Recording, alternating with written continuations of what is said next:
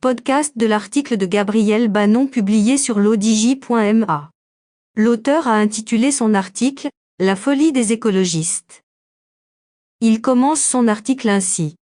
On peut se demander si les écologistes réalisent qu'ils veulent ramener l'agriculture au XIXe siècle.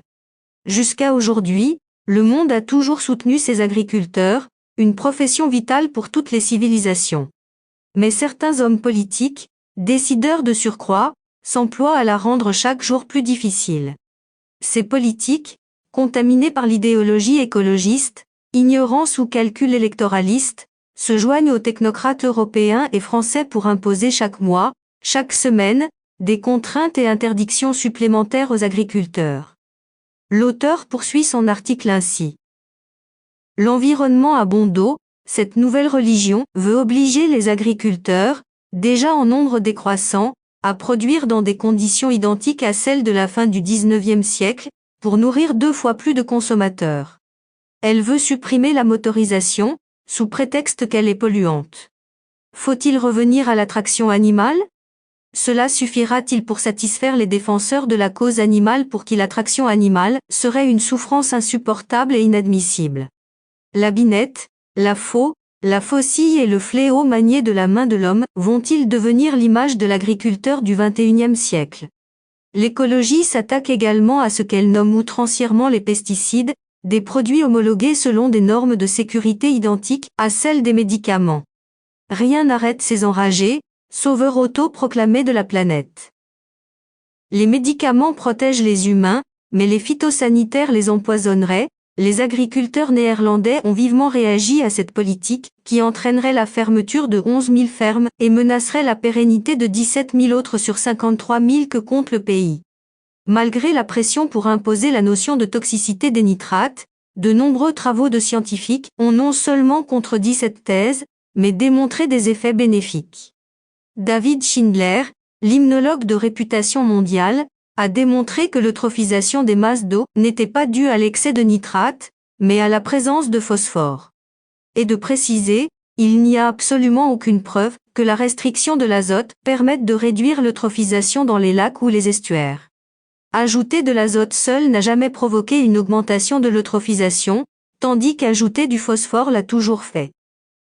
Bruxelles devrait appliquer ces textes, à savoir la directive nitrate 91/676/CE, qui prévoit dans son article 8, les annexes de la présente directive peuvent être adaptées aux progrès scientifiques et techniques, conformément à la procédure prévue à l'article 9.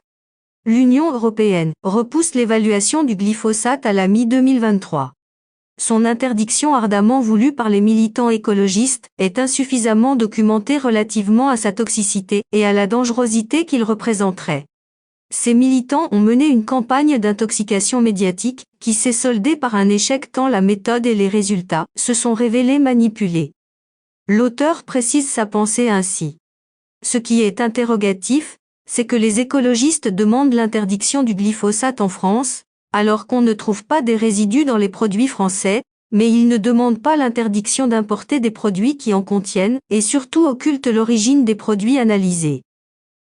Et l'eau, l'article 641 du Code civil énonce « Tout propriétaire a le droit d'user et de disposer des eaux pluviales qui tombent sur son fond ». Il est évident que selon cet article les agriculteurs, qui possèdent l'immense majorité des surfaces françaises, peuvent disposer de la majorité de l'eau que nous dispense le ciel. Seulement, comme la majorité des citoyens habitent en ville, ils ont voulu que l'accès à l'eau soit considéré au niveau de la personne, et non de sa finalité.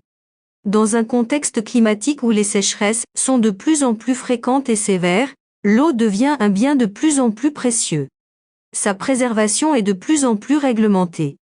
Mais les écologistes ne l'entendent pas de cette oreille et s'opposent au stockage de l'eau par les agriculteurs. Ils vont même jusqu'à affronter les forces de l'ordre, Civenne, Sainte-Soline, avec morts et blessés à la clé, et saccager les retenues d'eau appartenant aux agriculteurs. L'auteur insiste sur le fait que, pour être efficace, il faudrait remplacer les cultures par des prairies et des forêts. Mais comment pérenniser des prairies si les promoteurs de ce principe veulent aussi supprimer l'élevage? Il faut des animaux pour entretenir une prairie. Et comment nourrir les populations si l'on remplace les cultures par des forêts? La focalisation des causes de la pollution sur l'agriculture conduit les écologistes et les décideurs, qui les écoutent aveuglément à un parangon fou. S'il n'y avait plus d'activité agricole, il n'y aurait plus de pollution. Et de penser que pour ne plus sentir l'odeur des élevages en France, il suffit d'acheter du poulet brésilien ou du bœuf argentin. Et pour ne plus utiliser d'herbicides, il suffit d'acheter à l'étranger. Même si les produits qui en proviennent contiennent des résidus, l'examen des analyses précitées apporte la preuve que cette vision est non seulement fausse mais suicidaire. À vouloir supprimer aux agriculteurs tout ce qui leur a permis en un demi-siècle des gains de productivité spectaculaires, lesquels ont eu pour effet de diminuer des 2/3 la part alimentaire dans le budget des ménages, on va les contraindre à se retrouver dans des conditions de travail identiques à celles de la fin du XIXe siècle. Plutôt que de soutenir une profession vitale pour tous les pays, les décideurs s'emploient à la rendre chaque jour plus difficile. Sauront-ils s'arrêter avant que des pays comme la France ne deviennent totalement alimentairement dépendants des importations? Les écologistes cherchent-ils le retour des disettes des siècles anciens? L'auteur conclut ainsi. Messieurs les écologistes, rappelez-vous ce que déclarait le duc de Sully, 1559-1641, sous Henri IV, le labourage et le pâturage sont les deux mamelles dont la France est alimentée et des vraies mines de trésors. Rédigé par Gabriel Banon, élu par l'intelligence artificielle de l'ODJ Media. N'oubliez pas de télécharger notre application l'ODJ mobile sur Android et iOS, et de vous abonner à notre chaîne YouTube l'ODJ TV, si vous souhaitez être au courant des dernières actualités, podcasts et émissions télévisées.